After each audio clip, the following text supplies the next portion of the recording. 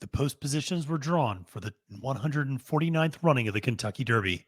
Who won, who lost, and what does it mean for Saturday's big race?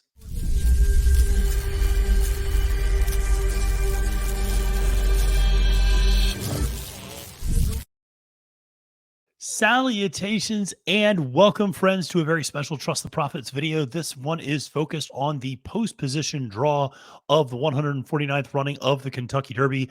I'm your host, Matthew DeSantis. You can find me on Twitter at the handle at Fail to Menace. Before we dive into the post draw, just a quick reminder to press that subscribe button here on YouTube. We are getting new subscriptions by the day, dozens and dozens, hundreds and hundreds. It's great to see so many new people engaging in the sport, all of the different content that we have, from the spotlight videos to really in-depth analysis to the guests that we have on. We're going to have a ton of handicapping programs available for you throughout the week. I'm going to have a capping the card for the entire Oaks card, as well as a separate video for the entire Derby Day card. Colin Sheehan, I know, is going to be doing doubling down for those 2 days as well. So lots of content for you the rest of the week to get you ready for the Kentucky Derby. Now, make sure to like this video and comment below with who was your biggest winner or loser from Monday's post position draw.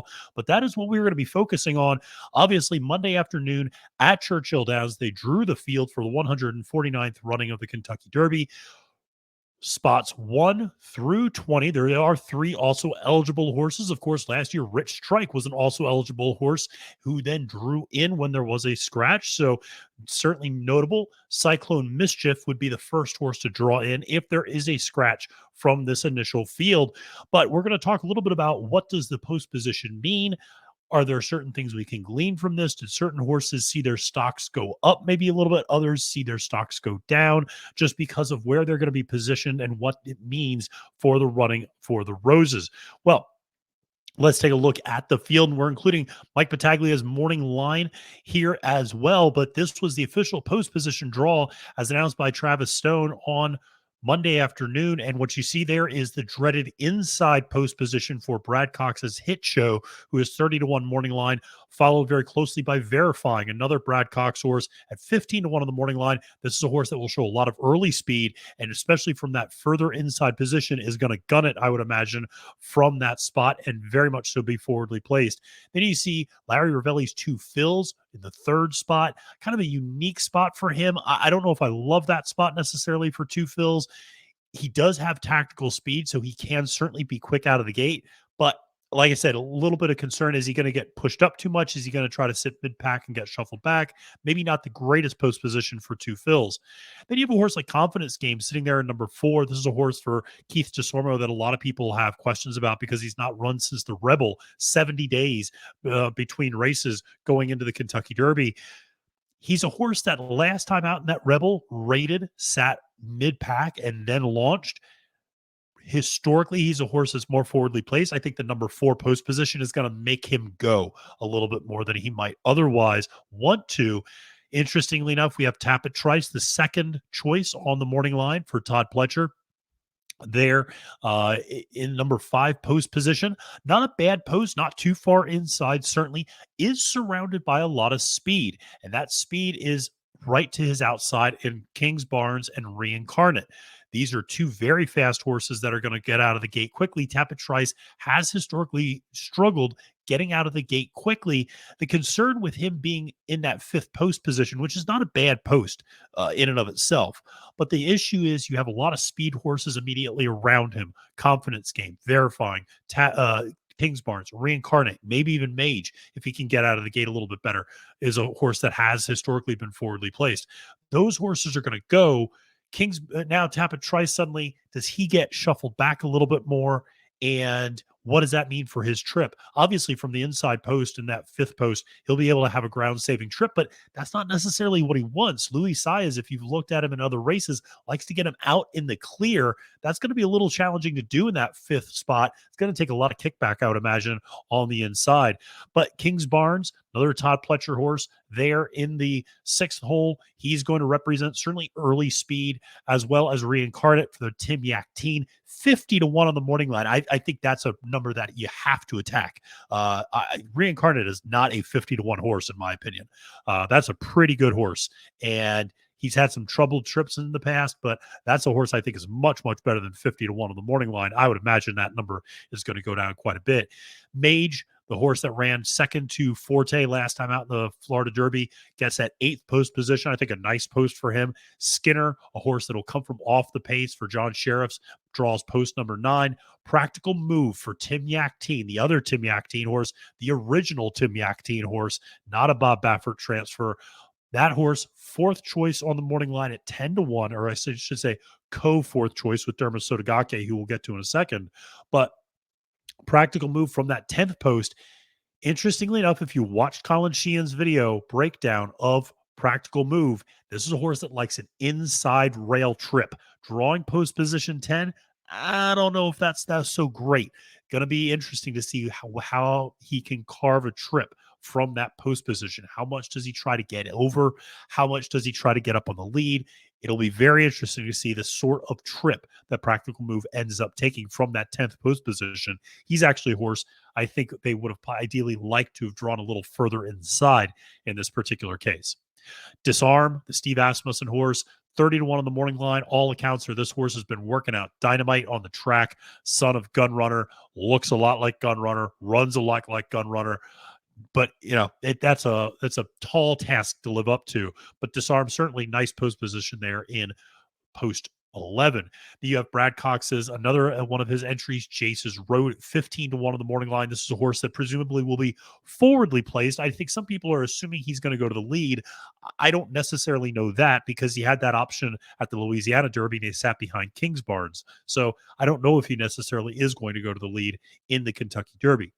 You have Ken McPeek's horse, Sun Thunder, another 50 to 1 shot here. He is getting blinkers added for this particular race. Could be a little bit more engaged early.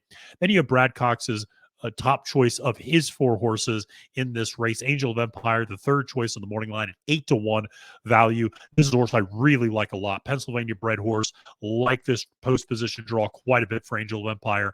He'll be able to sit whatever type of trip he wants, mid-pack trip, tuck in, not going to be, he's not going to be strung wide. That's for sure. He's a horse that can sit a lot of different trips and then come running late. So I like him a lot in this sort of a spot. Obviously, then you have the morning line favorite, Forte, the other Todd Pletcher horse here. 3 to 1 on the morning line. The strong favorite here. Pletcher has the 2 top favorites with Forte and Tapit Trice. Forte drawing that post position 15. Will be interesting to see what sort of trip he carves out from that further outside post position. I don't think it's hugely detrimental, but he could get caught wide, just depending on what type of trip they try to take. If you remember, in the Florida Derby, Irad Ortiz Jr. tried to gun it from that 11th post position. Didn't work, and he took back.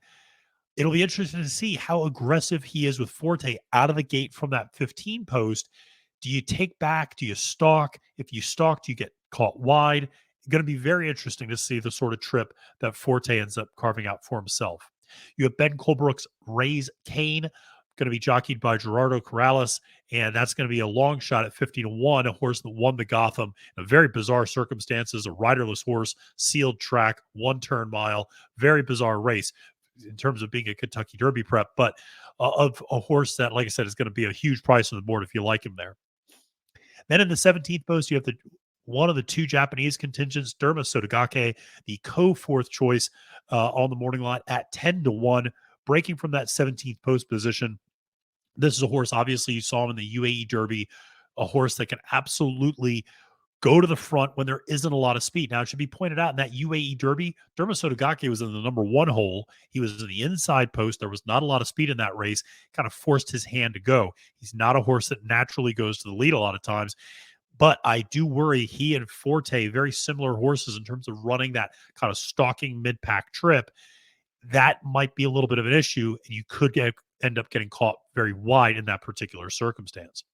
You have Rocket Can for Bill Mott, drawing post position 18, horse that's getting blinkers added. I would imagine a little bit more forwardly placed. This is a horse I talked about in our Spotlight series with the formula. This is a horse that always seems to get caught wide, and now getting post position 18 is going to probably get caught wide again unless he really guns it to the lead. Then in post 19 and 20, interestingly enough, you have 2 horses that are probably okay with those positions. And those are two horses that are going to make immediate left-hand turns out of the gate. They're going to break and they're going to break to the inside because they're not horses that naturally like to go to the lead. That's Lord Miles and Continue R. Both these horses come from the back. I doubt they're going to try to go up there with a horse like Derma Sotogake or Forte or Practical Move and try to press a pace behind some of the front runners. They're going to be happy to sit towards the back of the pack. So I would imagine they're going to break and then try to break inside as much as possible to save all the ground they can so that they can come running late. But that runs out your field of 20 horses and the post position draws. But let's talk a little bit more about what these post position draws historically mean at the Kentucky Derby. Here you see a graphic which shows you, historically speaking, where the wins have come from the different post positions. You'll see that post position 5 has actually yielded the most total wins in Kentucky Derby history with a win percentage of 10.8%, 10 total winners. Of course, remember, that's where Tapit Trice, the second choice on the board, has drawn for this particular race. Forte from post position 15, actually a very successful post position, 9.8% win percentage, which is one of the higher post win percentages out there, 6 overall wins. Practical Move breaking from that number 10 post, also a very popular post from a winning standpoint, 9 wins, 10.5% winning percentage, and even the inside post with a hit show drawing there, not as detrimental as you might think, especially with the new starting gate. Caitlin Free talked about this if you watch the live stream of the post draw, but this is something where the Kentucky Derby starting gate, if you remember back in the day, it used to be 2 separate gates. It was a one gate, and then there was a connected gate right there. And there was a big gap between 14 and 15 because you had the wheels for the tractors between 14 and 15, basically. And so because of that, post position 1 was almost to the outside of the rail, or to the inside of the rail, I should say. So when they came out of the gate, the number 1 horse almost had to turn inside to their right to get, so they wouldn't run into the post, basically, into the lead up into the stretch the first time around. So it was a very awkward break from that post position. Now they have a starting gate that is all 20 gates together in one mechanism. The gates are a little bit more consolidated. And as a result, the number 1 hole is not as disadvantaged in terms of having to veer in when you break immediately. So that's something to keep in mind. Now, that said, I still wouldn't want post position number 1 in a 20 horse field. That's a tough spot to be in. So I'm going to pass on that. But historically speaking, there has been some success breaking from the inside. You see them there verifying with that number 2 post position, 7 wins, not a terrible win percentage. Now, you also see another post highlighted. I've made a lot of comments about how I think Derma Sotogake might be a horse to break the streak of horses from the UAE Derby. No horse that has won the UAE Derby has ever come over and finished better than 5th in the Kentucky Derby. A lot of people are talking about Derma as a horse that could win the Kentucky Derby, break that 0 for 18 slump. Well, he's going to have to break 2 huge pieces of history now, because never in the 148 previous runnings of the Kentucky Derby have we seen a horse win from post position 17. And that is where Derma Sotogake is going to be breaking from. So if he wins this race, he will not only break the streak of Japan, he will not only break the streak of the UAE Derby winner, he will also break the streak of post position 17 and being the first horse to ever win from that post position in the history of the Kentucky Derby. So he's got a lot on his plate to try to overcome.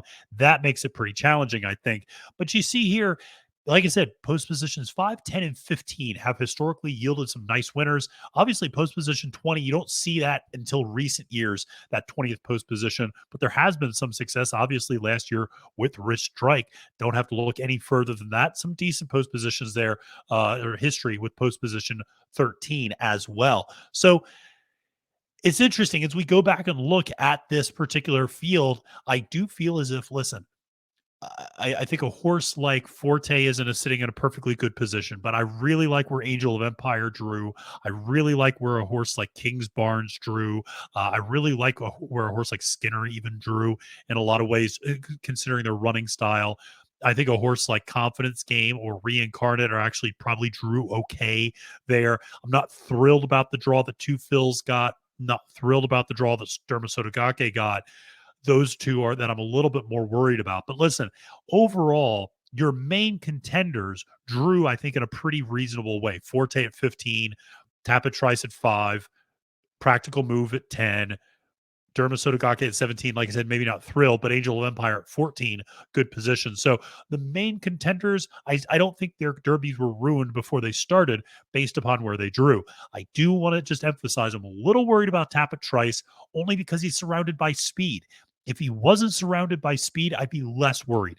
That inside post position 5, a lot of horses are going to go forward, leave him behind. He's going to be tucked on the inside because everybody's going to be pushing down to save all those post positions 6 through 20. They're all coming down towards the inside. Tapit Trice has not demonstrated the ability to really like running on the inside. When you watched all of his races, he prefers to typically be on the outside. That's what you even saw in the Bluegrass, where Saez angles him out and moves him up. You saw that as well in the Tampa Bay Derby. Saez again kept him on the outside. He was so woefully behind early that day that was kind of the only trip he could make. So it'll be interesting to see, again, what sort of trip he ends up making from that fifth post position. Supremely talented horse, but we'll see what happens from that post position. All right. Well, that will do it for today. That's some quick analysis of the post position draw for Saturday's Kentucky Derby. Make sure to tune back into all the different content we have here on Trust the Profits. We have workout reports, we got roundtable discussions, we got handicapping. We're going to handicap the whole undercard as well. We got all those stakes previews, giving out winners, giving out value plays for every single race on Friday and Saturday for the Oaks and the Derby. All right, friends, make sure to press that likes button and make sure to comment below with who you think is the biggest winner or loser from the post-day draw. Until next time, my name is Matthew DeSantis, wishing you a great and profitable day at the races and reminding you that it's now post time.